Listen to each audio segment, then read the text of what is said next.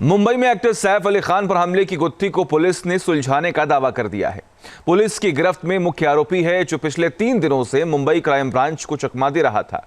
इस आरोपी की गिरफ्तारी के बाद पुलिस की 72 घंटे की तलाश खत्म हो गई। लेकिन इन 72 घंटे की कहानी आखिर है क्या है उस रात की हकीकत जब मुंबई के बांद्रा का अपार्टमेंट सैफ पर हमले से दहल उठा था। देखिए।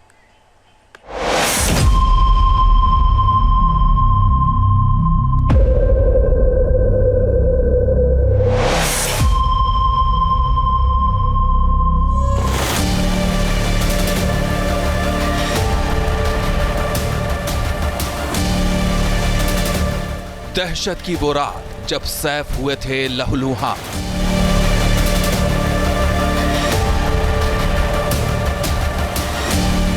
तलाश के वो 72 घंटे जब चाकूबाज ने मचाया था कोहराम।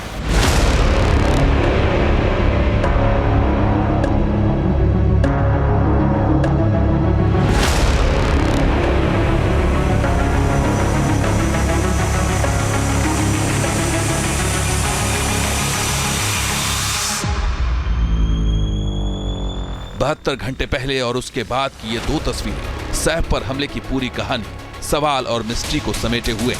सैफ को चाकू किसने मारा था, ये सवाल 72 घंटे तक घूमता रहा। लेकिन अब 72 घंटे बाद आरोपी की गिरफ्तारी के बाद पुलिस का दावा है कि ये मिस्ट्री सुलझ चुकी है। सैफ अली खान हालांकि अब भी अस्पताल में है, जिन्हें स्पाइन में गंभीर चोट आई।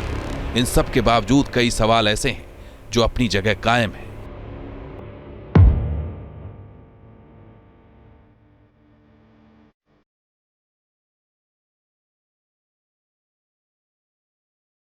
सैफ पर हमला करने को लेकर पिछले 3 दिनों की कहानी, मुंबई पुलिस का एक्शन और कैमरे में कैद होते संदिग्ध की एक एक तस्वीर से उठते सवाल और पूरी पड़ताल हम आपको दिखाएं, उससे पहले आपको लिए चलते हैं फ्लैशबैक में, यानी 15-16 जनवरी की उस दरमियानी रात जब मुंबई के बांद्रा में सैफ पर हमले की खबर जंगल में आग की तरह फैल गई।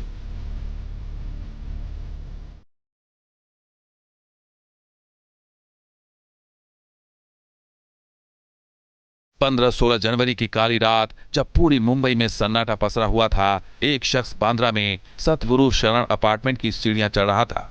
वो अपार्टमेंट की 11वीं मंजिल पर बॉलीवुड एक्टर सैफ अली खान के घर में घुस चुका था।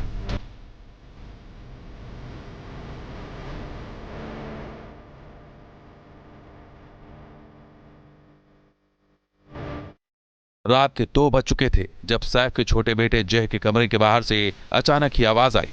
आवाज सुनकर जय की देखभाल करने वाली नर्स एलियामा फिलिप की नींद टूट गई। नर्स ने बाहर निकलकर देखा तो बाथरूम का दरवाजा खुला हुआ था। तभी हमलावर ने एलियामा पर चाकू से हमला कर दिया। एलियामा ने चाकू पकड़ने की कोशिश की, जिससे उसकी दोनों कलाइयों और बाएं हाथ की उंगली जख्मी हो गई। जय के कमरे से आ रहे शोर को सुनकर सैफ अली खान जय के कमरे की तरफ भागे। वहां उन्होंने एलियामा को एक अनजान शख्स से उलझते हुए देखा। सैफ ने एलियामा से शख्स के बारे में पूछा तो आरोपी सैफ पर चाकू से ताबड़तोड़ हमला करने लगा। सैफ ने खुद को किसी तरह से बचाया, लेकिन तब तक उनके शरीर पर 6 वार हो चुके थे। खून से लथपथ सैफ और शोरगुल के बाद स्टाफ रूम में सो रहे 4 स्टाफ जग चुके थे। रमेश, हरी, रामू और पासवान जब दोबारा ऊपर के कमरे से हमलावर वाले कमरे में पहुंचे तो दरवाजा खुला मिला। कमरे की तलाशी ली गई, लेकिन हमलावर तब तक वहां से भाग चुका था। सीसीटीवी कैमरे की रिकॉर्डिंग में रात के 2:33 का वक्त था जब यह हमलावर सीढ़ियों से उतरकर भाग रहा था।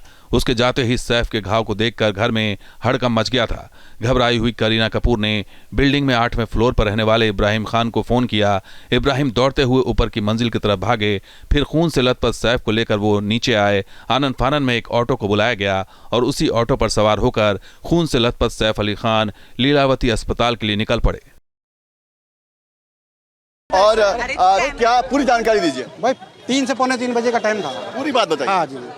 जब मैं नाइट में गाड़ी चला रहा, गली में सब जाते ही है, सब लोग तो उसमें देख रहा हूँ तो उधर देख रहे तो वो जा रहा है तो रिक्शा कोई लेडीज थी आगे से आती है। फिर गेट से भी आवाज आता है कि रिक्शा रुको रुको रुको रुको। तो रुकाया, मैं यूटर्न मार के गाड़ी लगाता हूँ तो कोई निकलता है तो उसने जैसे उसमें खून से जैसे लथपथ है तो बस वही देख रहा। तो उनको बैठाया, फिर जाके अपना लीलावती उनको छोड़ा। हाँ। सैफ पर हमले की खबर के बाद पुलिस हरकत में आई और आरोपियों की तलाश में 35 टीमें लगा दी गईं। 16 जनवरी को ही पुलिस ने एलियामा का बयान दर्ज किया, तो वहीं सीसीटीवी कैमरे से पुलिस को सुराग भी मिलने शुरू हो गए थे।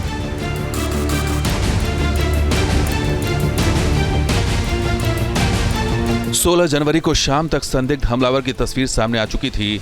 इस पहली तस्वीर में संदिग्ध हमलावर को सीढ़ियों के रास्ते तेजी से उतरता हुआ देखा जा सकता है। ये तस्वीर 16 जनवरी की रात 2:33 की है। इसका हुलिया पुलिस को मिल चुका था। 16 जनवरी को ही रात 1:38 वाला एक और सीसीटीवी फुटेज पुलिस के हाथ लगा।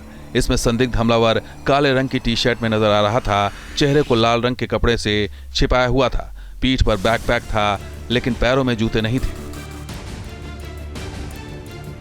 पुलिस के हाथ संदिग्ध का एक और सीसीटीवी फुटेज मिला, जो 16 जनवरी को सुबह 8 बजे का था। इसमें आरोपी हमलावर बांद्रा में एक होटल के पास सीसीटीवी कैमरे में कैद हुआ था।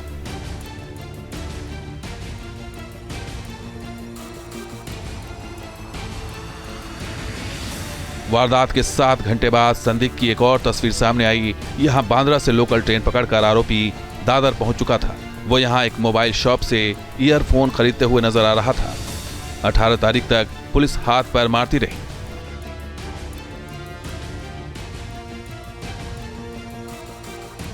न्यूज नेशन अब व्हाट्सएप पर खबरों के ताजा अपडेट के लिए न्यूज नेशन के इस QR कोड को स्कैन करें।